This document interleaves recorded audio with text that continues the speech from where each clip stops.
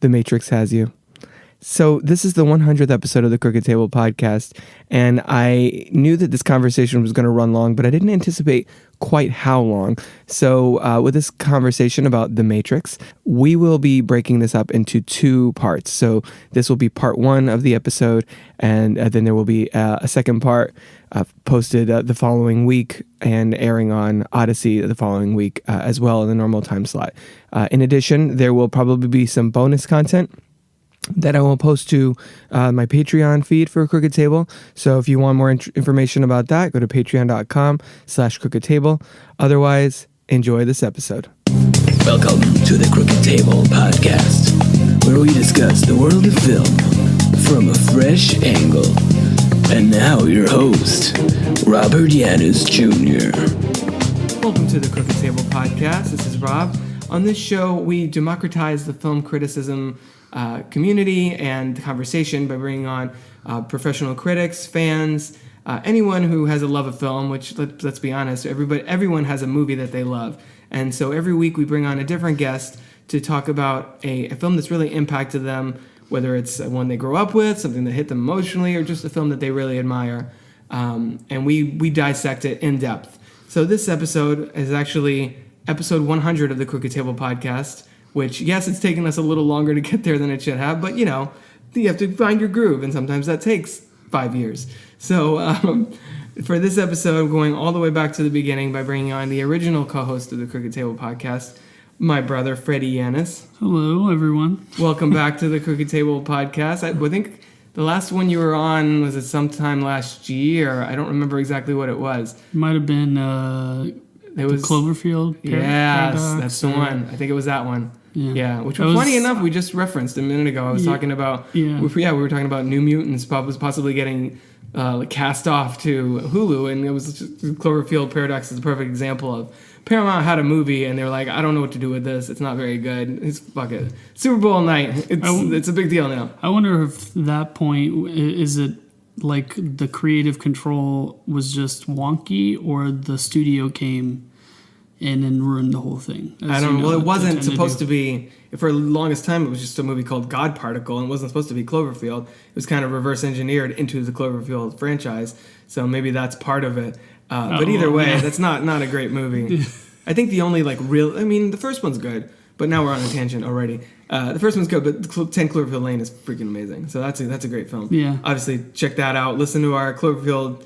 It was really a retrospective on the whole franchise, too. We talked about all three of them. Mm-hmm. So go back and listen to that one. I don't even remember what episode number that was, but that was Freddy's previous appearance here. I think we did 10 Cloverfield Lane as well. Maybe. We talked about that. We did a podcast on that one, too. Yeah. Or one of us. I think I had seen it and you hadn't or something at that point, so I was talking about it. Yeah, but it's that, and then, yeah. So it doesn't matter. Just go back and listen to Freddie's previous episodes, which are many. You can find them all at crookedtable.com. So, Freddie, welcome back. It's good to bring you on here. I obviously wanted to have you for this milestone episode. It's good to be back and good to be here for this milestone episode. just reverberate what you just said back to me. Is there an echo in here? What's going on? The ceiling's not that tall. So, of course, I came to Freddie and I said, the podcast is reaching 100 episodes. I want to do something special. And episode 50, I just yammered on for an hour about this is what I'd like to do with the podcast. This is where it came from. This is where it's going, blah, blah, blah. I actually started re-listening to that the other day to be like, all right, have I gotten any closer to what I'm saying on this in episode 50? And I did a little bit. Yeah. The entire premise of the show has changed since then, which I did not anticipate when I recorded episode 50. But I felt like bringing you on would kind of mark that occasion. And then the film that you picked, which people that are playing this episode already know the title of, yes. But we like to build suspense in here. When you said that, it's the perfect selection, because if I was doing, granted the first episode of this new format was me, my choice, and I chose Ace Ventura: Pet Detective just because I thought it was kind of random, quirky, and I grew up with it. And I was just like, let's just pick something weird and see how it goes. Yeah, exactly. But if I was picking my favorite movie, it would be between this and Jerry Maguire, which I wrote a feature about on the site about how much I love that movie and why and all that, and how it gives me all the feels. But this was honestly more impactful on me as a a cinephile, as a person a lover of movies, and someone who gets much more out of them than just entertainment and escapism. And so it's just it's really appropriate that you ended up picking that. Yeah, it's when you observe the like you're entertained, but you also observe the craft that happens behind it. And I think everybody has that movie. I think the YouTube movie critic Chris Stuckman has mentioned a lot that his movie that kind of awoke him to that possibility was M. Night Shyamalan's Signs in 2002. He's a little bit younger than me, so it was probably about the same age when he saw Signs as I was when I saw this movie. But yeah, everybody that ends up becoming huge into movies or part of the industry or whatever, especially, I think, has that one film that kind of opens your eyes. And that was this one for me. And we'll get into our histories with watching it and stuff in a little bit. So let me just formally announce that we're going to be talking about The Matrix. And I don't know how long this conversation is going to be, but it'll probably rival the length of the movie, depending if I get to my 4 pages of notes. And yes, I've seen this film a million times, and I still had lots of notes and lots of things. I was like, oh, shit, we need to make sure we talk about that. Just because there's a lot to get into just within the movie itself, also like its cultural impact and everything going on. So let's listen to a little bit of the trailer for The Matrix. What is happening to me? The answer is up there, Neo. It's the question that drives us. What is the Matrix? The Matrix is the world that has been pulled over your eyes to blind you from the truth. What truth? They're watching you, Neo. Human beings are a disease. You are a cancer of this planet. And we are the cure. Get me the hell out of here! Welcome to the real world. That was a little bit of the trailer from The Matrix. So, Freddie, since, we both know the answer to this and most people listen, this is not like an obscure indie film that you picked. Yes. So can you tell people who, for some reason, aren't aware, what is The Matrix? I can go on for forever, but basically he's a programmer. Yeah. Correct me if I'm wrong. Oh, it's not in my notes. Hold on, let me check. He's a programmer. He does C++. He's a programmer, and he has this alias that he goes by Neo, in which he creates these programs that he it's all very hands vague. off to it's all very to criminals in which they can escape their identity, or I believe that's they don't really explain it in the movie, but I like that. I mean, we'll talk about that.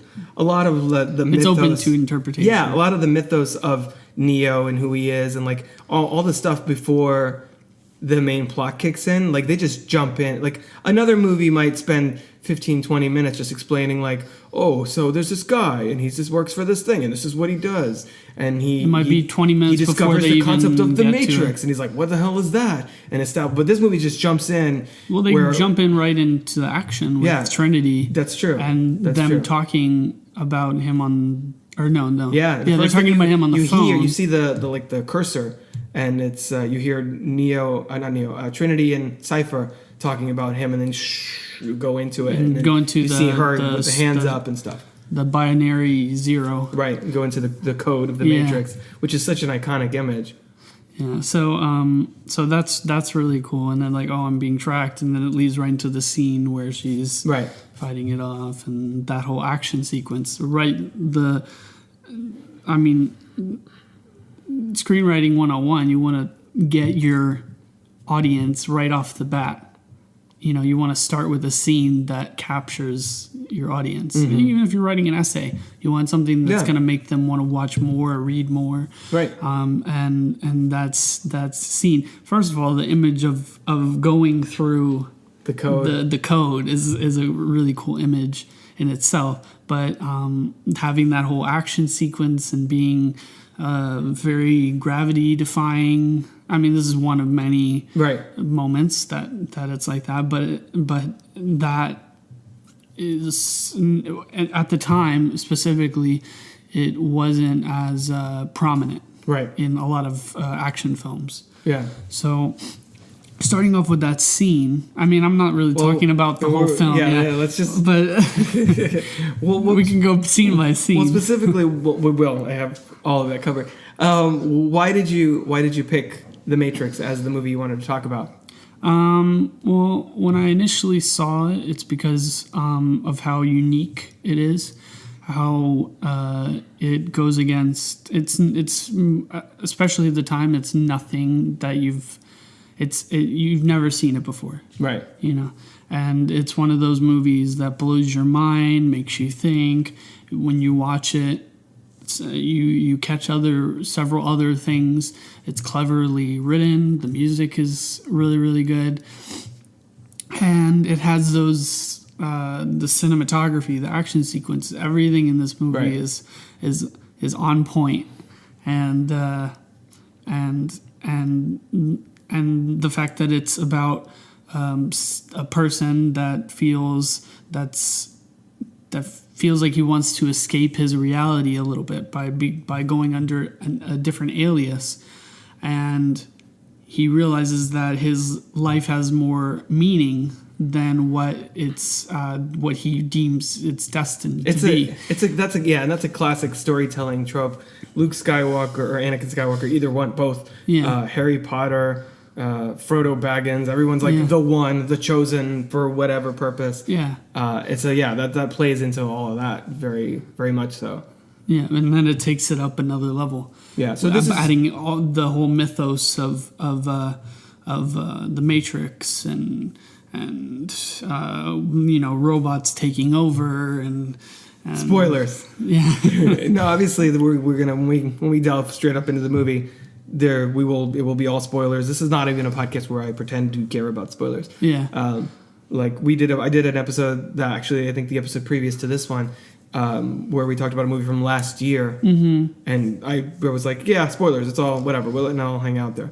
Yeah. It's just this is not the kind of show. In order to have a really deep dissection of a movie, and this movie is, as of this recording, 20 years old, which is astounding. Like almost to the a couple months away. It came out. I have it written down somewhere.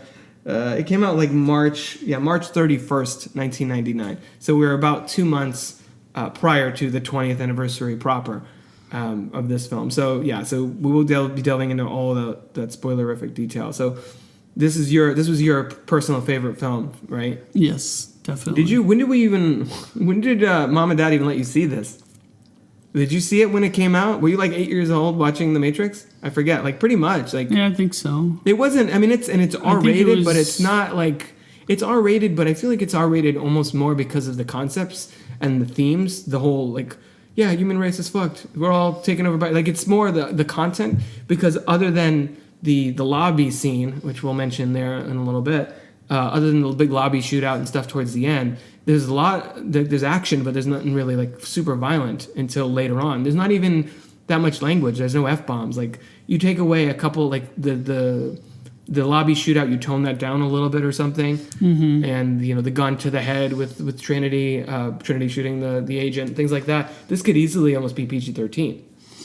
Yeah, I think so. It's mainly language. Yeah. Anything else? There's no sex. There's no really like. There's nothing. There's no like sweaty rave scene like there is in the sequel. Yeah, exactly. I think for this one, I think I saw pretty much all of it in its entirety. Yeah. And if there was something bad, it'd just be like close your eyes or turn around or something like that. So did you like the movie that much from that? Yeah, I mean I know because I grew up with you, but. For the listeners, were you immediately hooked with this movie when you first saw it, or did it take I mean, because it's also a movie that kind of you can almost kind of age into. Like as a little kid you're like cool action stuff, but then as you get older you're like holy shit, there's a lot more going on here than I even thought of when I first saw it, because I mean I was 16 or almost 16. I was 15 when I saw this, but I was 16 in 99. So even at that age, like this movie came out, and this movie blew my little 15-year-old mind. So I can only imagine watching it as like, yeah, you weren't even 8 yet, you were 7 when it came out. You didn't see it in theaters though, I don't think. I'm pretty sure I went with Dad, and then we got it on VHS, and then we watched. Yeah, and then I probably saw it there. I don't remember the first time that I saw it, but I knew that I loved it right away. Right. Did you understand it? when you? Yeah, I understood it. Okay. I might not have picked up everything, but it's one of those movies that really gets you thinking. Right. And that's something that I admired from the first time I saw it. So. And the movie goes to great lengths to make sure that you understand its central premise very clearly. Where literally you have that like chilling moment where Morpheus has explained it to Neo, and then he does his conclusion to his whole Desert of the Real speech, where he's like, the Matrix is the world that has been pulled over your eyes in order to turn a human being into this, and he holds up the battery. Yeah. Like you're like, oh, okay, got it. Humans are batteries. We're being used as fuel for the. Okay, cool. Like that's all you need to know. Power, like they're like to power the robots. It's almost like, and I think like I've referenced this on the podcast before, but it's almost like that Spaceballs moment where he turns around, he's like, everybody got that? It's like just to make sure that you understand 100% this is what the situation is. They really nail it. They really hit the nail on the head and illustrate that as blatantly as humanly possible. Yeah. And then, of course, earlier in the movie, Switch calls Neo like Copper Top, which is like the battery. There's a million. We'll talk about a lot of that. Yeah. So I first saw this in theaters when it came out with our dad, and I really liked it, but I felt like I had no idea what the hell was going on. Like I was like, I don't understand this shit. But this is cool, but I don't know what's happening. Something about robots, I don't understand it. Like, because at that point, I hadn't there's been movies like this. There's been movies that are really deep and thought provoking and kind of challenging viewers in that way. But I feel like not in this level. Nothing like that had really gone mainstream in a long time. So that's when I saw it in theaters. And then, as we sort of alluded to a few minutes ago, I did a insanely long thesis on sci-fi and fantasy and things like that, which I may be working on brushing up in the near future. But so I've written an entire paper on The Matrix, and like I read a lot about it over the years and things like that. So my appreciation for it has only grown. But this was the film, and I think this is probably the case for you too. This was the film that really opened my eyes to the fact that there were people making these movies. Like I knew there were people making the movies, but there were people making these movies. There was all kinds of influences involved. Like art is cyclical. So someone makes something that influences somebody else to make something, and then they bring their experiences and things they've seen and things they've learned from their own personal life, but also from the art that they've witnessed, and they bring that to their own projects. There's symbolism and all kinds of illusions going on in here. I mean, I even wrote down some of the stuff that this film has so many different things going. There's sci-fi, there's philosophy, there's anime, there's film noir, there's kind of a body horror thing going on. There's even some fairy tales and religion and fantasy elements. There's so much stuffed into this one film. So I watched this. I watched it when I was 15, and I got it on VHS, got it on DVD, and got it on Blu-ray. Well, we might mention 4K. Not yet. I don't have 4K really, but we might mention the sequels tangentially. But for the most part, we're really going to focus in on this one film. It starts out with the code. We have Trinity and Cypher talking, and it feels very film noir to me. Like in the beginning, it's just like, oh, this guy, I've been watching him, blah blah blah. Everybody's shady, and then that's when the Agent Smith is introduced. Yeah. And I won't get your feedback on this, but for me, he's probably one of my all-time favorite cinematic villains. Would you agree with that? Definitely. Yeah. Why do you think that is? Why do you think we love him so much? Well, because he acts so like together and cool and he has all his shit together pretty much. But when he has that scene with Morpheus, he breaks and you realize that he's had it with this world and he just wants to be left alone. No, and that's what's I think that moment is really key because he in this movie he's actually he's like the machine that's actually becoming more human as it goes on. Like he's getting more and more fed up, more and more, like he's having human emotions. He has rage, he has like frustration and like bitterness and like all this stuff that like he hates the humanity so much, but he's forced to be he tastes the stink and things like that. So it's and that's a thread that the sequels, as I was saying with the sequels, that's a thread that they pick up on really well, where he's actually like unplugged, so to speak, as he says, and like goes on sort of like a power trip basically, and rebels against the system. And I noted like throughout this movie there's very much a kind of anti-authority, anti-establishment. There's a very much like a kind of a revolutionary spirit to the film in general that I think really carries throughout all the Wachowskis' work. I mean, if you look at like Speed Racer, or like they're going against the racing institution, it's real to be corrupt, and Sense8, which I haven't even, you've seen all of, I've seen like a couple episodes of, but I need to, that's the only thing that they've made that I haven't really watched because I'm not as much of a TV person these days. But I definitely want, did they ever put out like the movie that they were supposed to do or to finish it? I didn't watch it because I was sad that it ended. So you're like, it's never going to end in my mind. Yeah. I'm going to leave it unresolved. Yeah, I'm so pissed that Netflix took it off. Well, Netflix was actually now they're canceling all the Marvel shows. They're like canceling things left and right. Yeah, exactly. But I think that's more to do with the deal with Disney than the Disney and Fox thing or whatever anyway. I guess. But that's a theme that they were really big on in a lot of their work. So, so Agent Smith, Hugo Weaving was, I think, my real discovery in this movie. Cause also, this was even before Lord of the Rings and everything. Just his voice, the way he carries himself, he has like a very like unique look to. They add to the character as well. That's part of kind of what the themes that they're trying to get across. And this was around the time where there was a lot of dystopian movie. Like this often gets compared to Dark City, and this is part of the year, which felt to me like 1999, for those who didn't live through it, it was a very pivotal shift for cinema. Like there were all these like kind of all these films that were fighting against kind of the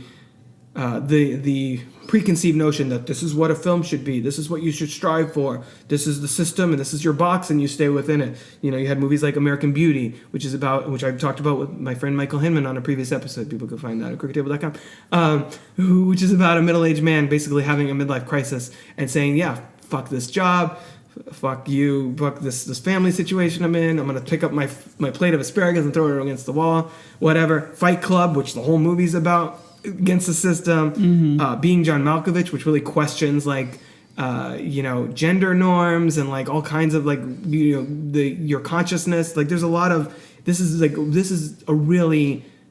the nexus point of that kind of outsider thinking breaking into the mainstream, and I think The Matrix is an illustration of that. Yeah, I could see that. Anything else? I mean, there's a lot of ties that you can make between between like a robot and someone that's older, that's very like serious, set in their ways, just going through the motions day after day, doing the same routine things, very much like a program is, which is what the agents are. I mean, they're uploaded into the system, right? In a way, that's all metaphorical to me. It's what I'm saying. And they all wear they're all like proper with their suits and their hair done nice with sunglasses. We could talk about this all day and just break down all these different things, just because there is so much to say just about this one element of it. And this is one of those movies that I rarely say this, but this is one of those movies that I would literally say is a flawless movie. Like there's not a frame I would change. There's not a line of dialogue. Even the CGI, which could be a little better if they did it now. It's not so dated that it's egregious. Yeah, exactly. It's not like back in the day, like some of those movies that rely more on stop motion, where like if you look at Ghostbusters, which is a movie I love, some of the stuff with the dogs, the demon dogs running, like it's really bad because it's just like stop motion. It's like does not hold up at all. It looks ludicrous. Yeah. When they're sitting, it's fine because it's the animatronics and stuff. That obviously has aged really well. But the CG in here, like when he puts the bug in his stomach and all that stuff, and of course you have the bullet time that happens with Trinity sort of in the beginning, and then with Neo. I think the towards end. crappiest CGI in this movie is the part with the mouth and how it's like kind of closing. when it's closing, it cuts to him. He has like it starts to Gumming up, close, kind of? gumming up. Yeah, exactly. That's probably like the part where you could be like, oh, this is a little dated Sketchy. on the CGI. This is so 90s. But the rest of it like the when he wakes up in the real world for the first time, and he sees like the farm, the pod people or whatever, the farm of humans below that they're sucking energy out of. That is looks incredible. Yeah. You wouldn't even know that was the 90s. It's interesting that he's basically born in he's basically reborn. He's like a little baby with his bald head, never used his eyes before, Yeah, exactly. muscles are atrophying and everything. Yeah. And he's basically born in like this little pod full of essentially amniotic fluid, basically. That's where it gets into some of the body horror elements, like with the cables popping off his back. It's very dark. Jesus. It's very Cronenberg-esque, like with the fly and things like that. Because they said that the ones that do die are then liquefied and used to feed the ones that are living. Which I think Kai forgot about that, because when I was rewatching it yesterday, she was like, "Whoa, what the hell?" Yeah. Like you forget how graphic some of the things that, how much. And that's why I'm saying I think it's why that's more than like the fighting and stuff. I think in a way that's why this movie kind of deserves to be rated R, because the concepts are so like horrific in reality. And obviously, we're talking about the visual effects. This did get an Oscar for visual effects, which I think is well deserved. Just because it created that. It deserves more. Well, I mean, in this day and age, I kind of feel like if this came out now, this would probably get nominated for Best Picture. It still holds up. I mean, Black Panther is nominated for Best Picture and won the SAG Award for Best Ensemble Cast and things like that. So I feel like, this was so, got very positive reviews, huge hit at the box office. It has all this artistry and craft that went into making it. It's not just another like popcorn flick, like a lot of the other ones that came out around this time or that came out after that wanted to be The Matrix. Yes. It was such a reference point in pop culture that everyone was doing parodies of this, whether it's like Shrek or a scary movie, or they were taking this kind of action and being like, we could do something like that with our fighting. If you watch something like Charlie's Angels, it's all those like Drew Barrymore up in wire and shit, Mm-hmm. It was such a turning point in so many different ways.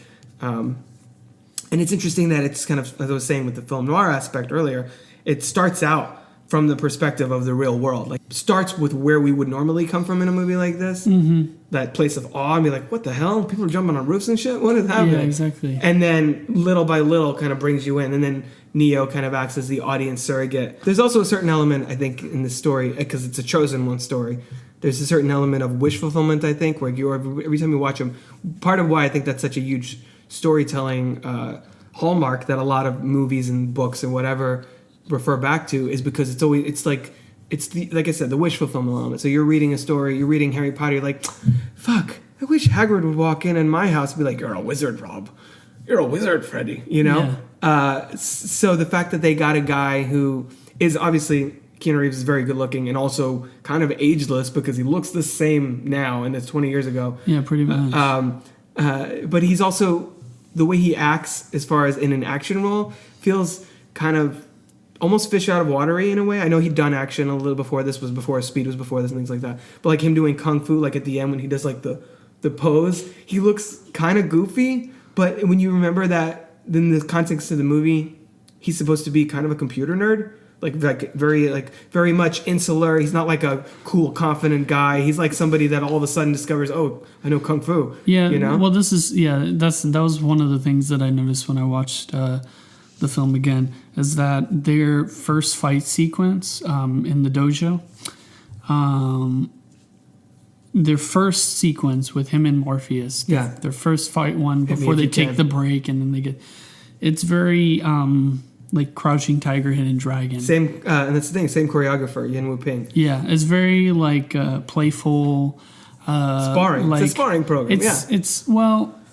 It's not like realistic fighting as much. Yeah. It's like artistic, like I just learned how to play, like I just learned how to fight. Right. And Morpheus is probably like just going along with it. He's like, oh, look at him. He ran up the beam and he's flipping around and He punches him and no one's spun. Yeah, exactly. Yeah. He's just like letting him get his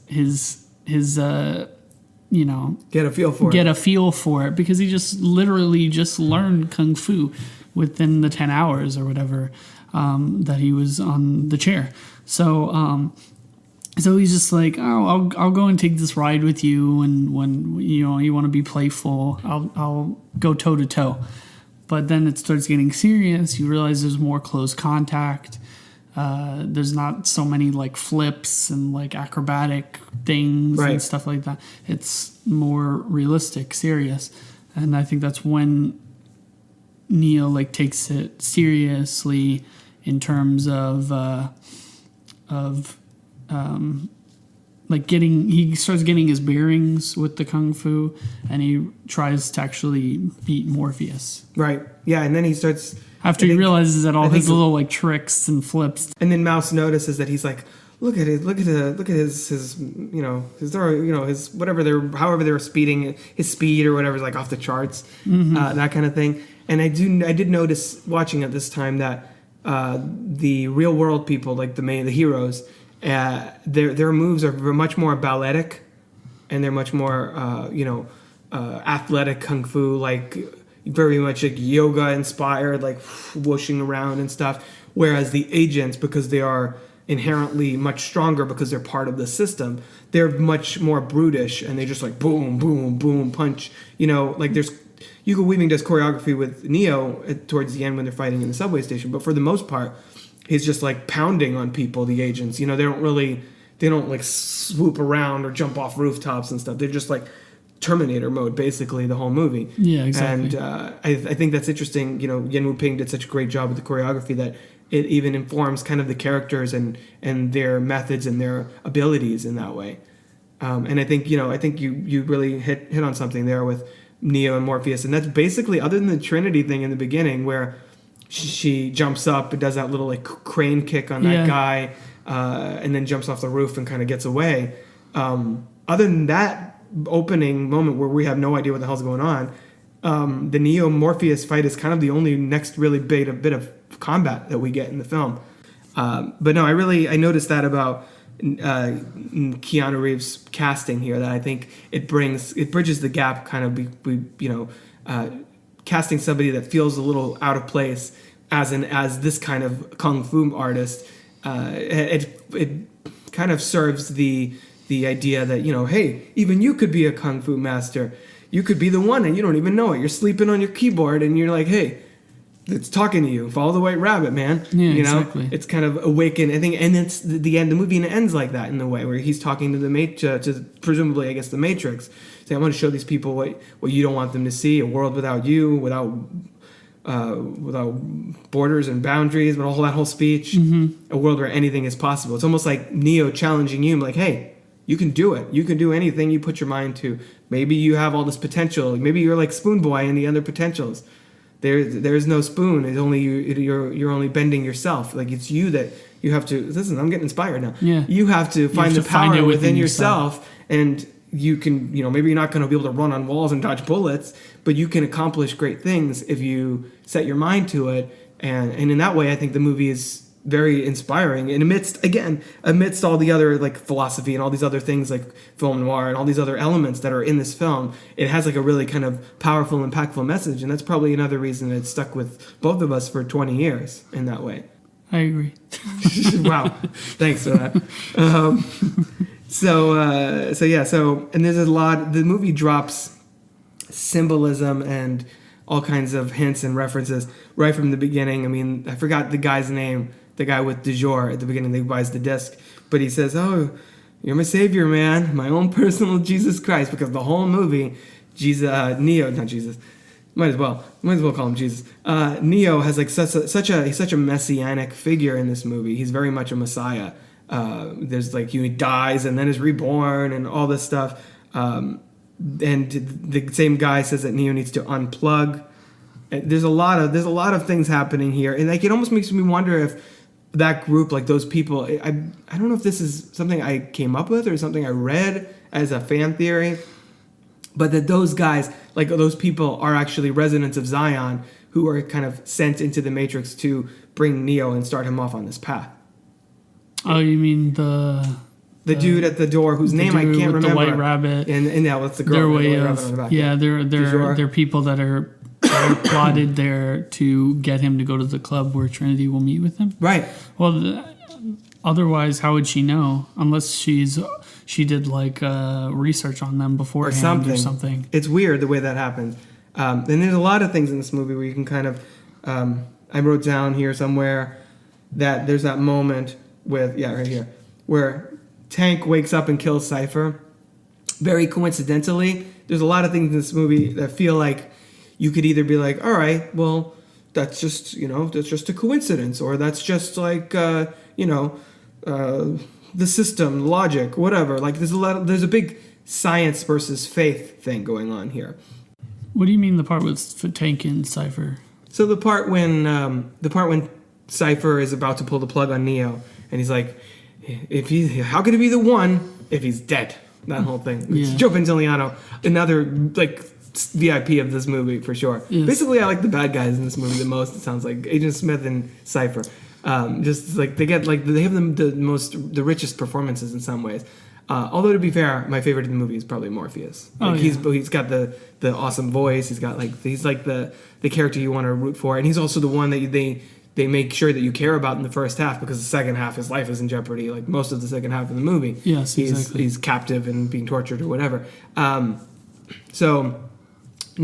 part when Cypher is about to pull the plug on Neo, and then he's like talking to Trinity. He's like, "You never told me if you bought into Morpheus' bullshit. I just wanted a little yes or no." And she's like, "Yes." He's like, "No, I don't believe it." And Tank's like, "Believe it or not, you piece of shit, you're still gonna burn." That whole part, which Marcus Chong is great in this movie. So you're saying like his the timing of Tank up. happening to wake up and pick up that gun at the exact moment that Cypher's like, because he could have picked it up. Is it fated? Is Neo fated that he's the one? Because so there's this whole thing going on here where she just basically tells you what you need to hear. It's kind of self-fulfilling prophecies. Like she doesn't know that Neo is. I don't think she necessarily knows that Neo is the one. Or do you think that she knows Neo is the one? Or do you think she kind of hopes that he will become the one because she's giving him, telling him what he needs to hear to achieve his full, kind of like spoilers, mild spoilers, not really, for Glass. Like in that part of that movie is Mr. Glass working with the Beast to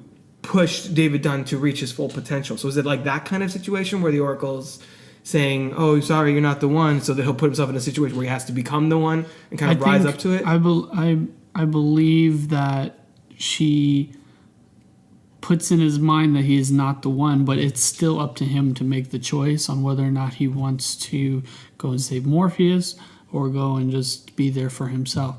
But I think the point that she makes to Morpheus that he is the one, because I'm sure there's been several other ones, but he is the one. Well, one that survives. So in her head, she probably already knows that Tank is going to go there at that moment. Maybe in another one, Tank wasn't, someone like Tank wasn't there to stop that, and they were too late. But in this instance, what makes this very prominent, like notable, as him being the one, is the fact that he does go in time to save him, and that's what the whole movie's about. No one wants a movie about. Well, obviously, a one that's in the context. Oh yeah. I'm saying dead. Like he wouldn't be the one if he was dead. Cypher's like. I mean, that'd be. Listen up, guys, watching this movie. If he's the one and I kill him, he's not the one. So. I mean, that'd be a big thanks turn. For the money, but that'd be a big turn in the plot because if he pulled the plug, Neo's dead. That's like a choose your own adventure. I mean, he pulls the plug and then it's like the end. Then maybe Tank comes, he fries Cypher. Then the Sentinels come, they kill the Neo almost dies many destroy times the Nebuchadnezzar movie. Because like Agent Smith said, like, bring the Sentinels in as according a plan. So they're planning on killing Cypher anyways. Right. In this plan of theirs, they just wanted him to use him as a pawn to get to Morpheus. Right. So then it would just be Trinity, and she would be a lonely act trying to. It'd probably be just like She'd an be the one. escaped. Maybe she. Well, you know, there's a line of Star Wars comics that are sort of like what if scenarios. So it's like, what if Luke died in the snow on Hoth? That's the one I have. Luke died in the snow on Hoth and couldn't become, save the rebellion and defeat the Empire. And Leia had to go to Dagobah to train to be a Jedi. So it would have been like that kind of scenario, maybe where Neo dies and Trinity's like, fuck it, I'll be the one. Yeah, well, maybe all those things had to happen in order for Trinity to find it within herself to become the one. Maybe the Oracle fed the lie that Neo is the one that she's going to be with or whatever. Right. And Well, it's also like, if someone that you believe is, and I even wrote that down here, that she's kind of influencing the future under the guise of a prophet. It's being, if someone that you believe knows all and they tell you, see that person over there? It's the person you're going to marry, yo. Then you might be like, really? I guess I should talk to him. And then, oh, look what happened. We fell in love because that idea was sort of incepted into Trinity's head. Like she even says to Neo, it's like, don't worry about the vase. And he's like, oh, what vase? Pff. And she's like, what you're really gonna wonder is later on, would you have broken it if I hadn't said anything? It's like that kind of thing. yeah, but would he have thought about that if she didn't say anything about him? You know what I mean? Yeah. Like, would he think about that later unless she took note and said that you're going to be thinking about this later? Right. Exactly. That's another it's point, all too. levels of manipulation to me. But the thing, he still did end up turning to be the one. Right. So she probably, if she didn't know for sure, she had a hunch at least that he was going to be the one. Right. Or at least saw something in him that would make him possible to be. He's got the gift. She says that, at least she admits that much. And I think Gloria Foster, who played the Oracle, so now we're transitioning into a conversation about the Oracle, which I have a whole bunch of notes on that one scene. She was an accomplished stage actress and everything before this, and she, kind of sadly passed away after Reloaded. She had another one scene in Reloaded. I think she's one of the greatest one scene performances of all time, because you come into this and you don't question anything she tells you. She feels 100% believable in the role, and her scene is so pivotal for establishing this story and where it's going, and really grounding when she shows up, the whole movie after that point is about what she told Neo. Yeah. Really, you know? And the fact that she has that "know thyself" in Latin over her doorway kind of lends into the whole self-empowerment thing we were talking about earlier. That it's like being in love and all that stuff. And she even says to Neo, "I'll see you in your next life," kind of teasing the fact that he's probably going to die and then come back. And then when she quotes to him, another thing I thought, when she quotes to him, you're going to go back, you're going to have a cookie, you're going to go back, and you're going to remember you don't believe in any of this fake crap. It kind of makes me feel like, since we later find out she's a program, it feels like that's almost an early hint of that of her, the true nature of her. And then maybe she's, through the Matrix, she's been watching him along with kind of as Morpheus has been searching him. Like if she's moving around the pieces on the chessboard, she is the person standing over the chessboard, kind of watching everything and maneuvering everything around. Mm-hmm. You know what I mean? So it makes me think that she's kind of been keeping an eye on everything in the situation by watching the Matrix. Like when people, because remember, Neo tells that to Morpheus when they're in the Matrix. So she knows everything that happens in the Matrix, and she's been watching these key players in the game that she's playing. Yeah. So I feel like that's kind of an early hint to the fact that she's not just a person or whatever. Because at this point, you don't know if she's just a human being who was unplugged and somehow has this magical gift. It's really left open to interpretation, and then not until the next one where you find out what was going on. So it makes me think that she was kind of keeping an eye on him from the beginning. And that she even maybe knows the agent's plan to come after Morpheus, because that literally happens right after they're leaving the Oracle, like when they're about to head back, pretty much. So it makes me think that she knows what the agents are up to because she's part of the system. and that she can be like, oh, watch out, sometime soon. I'm not gonna say when. Yeah. They might be coming for Morpheus, and it's up to you to make a decision. Know yourself, you know. So I feel like that kind of like a secret cell type of. Yeah, like she's tapped in, like. But she's part of the. She's a program, and she's part of the. She's in the system, so it makes me think that she's kind of aware of what's happening on both sides, and it's kind of being like, all right, how can I get these people all where I want them to be, so I can kind of do you think she's on peace? Do you think she's on the same side as the agents? No, not at all. Or do you think that she's on another side and has like a police like radio that taps into their like their little earpiece? Well, I think she's not on the agent side, but she's still a program, and so she's still inherently part of the system, you know. And because she's the mother of the Matrix, I like to think she has some kind of oversight over what's going on, because they're all plugged into the source, which at the end is the giant baby head made from Sentinels, I guess. Yes. But if she's the mother of the Matrix, can't she influence the agents then?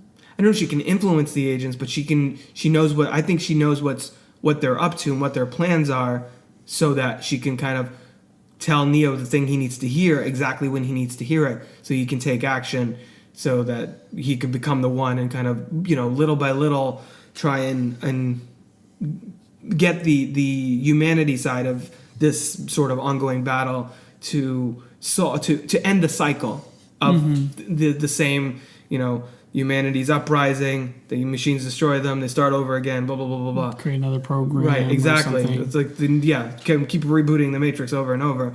And she's trying to end that because, you know, maybe we've seen it a lot of times in these movies, whether it's Smith becoming pissed off and bitter and, like, making Lawrence Fishburne smell his own sweat.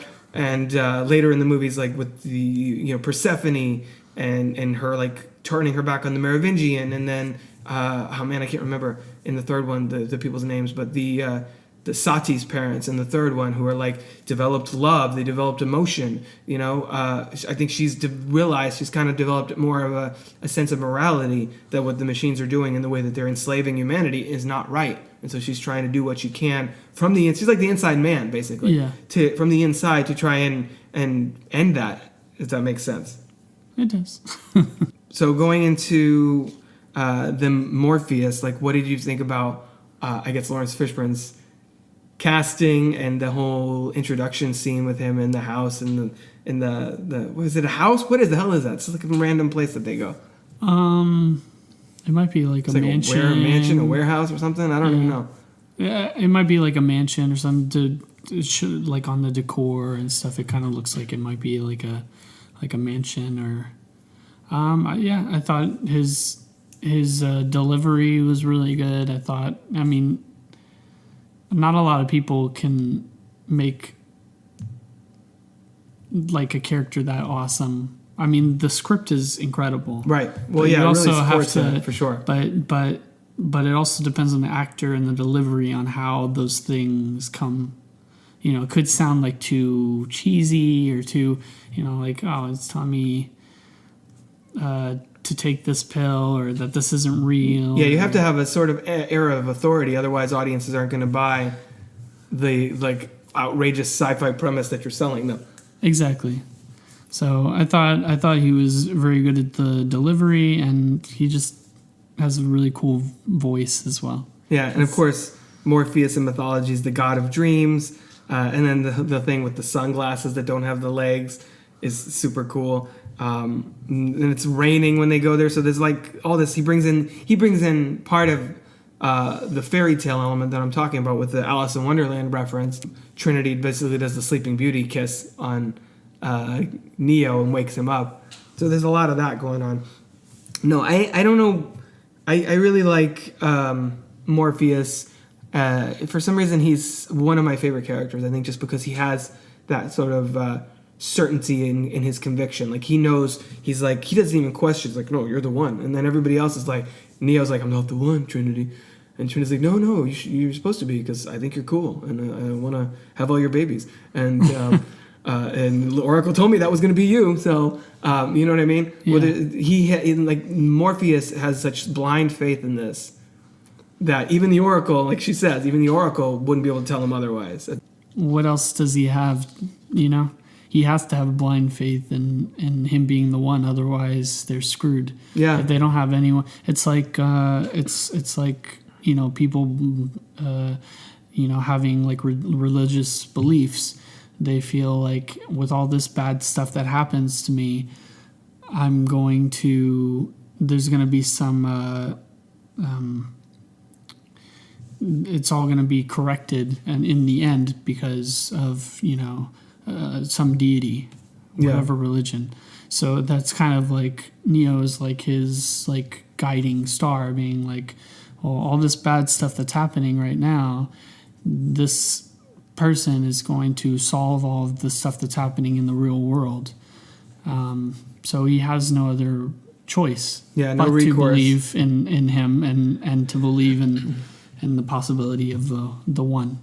Stay tuned next week for the second half of our conversation on The Matrix, right here on the Crooked Table Podcast.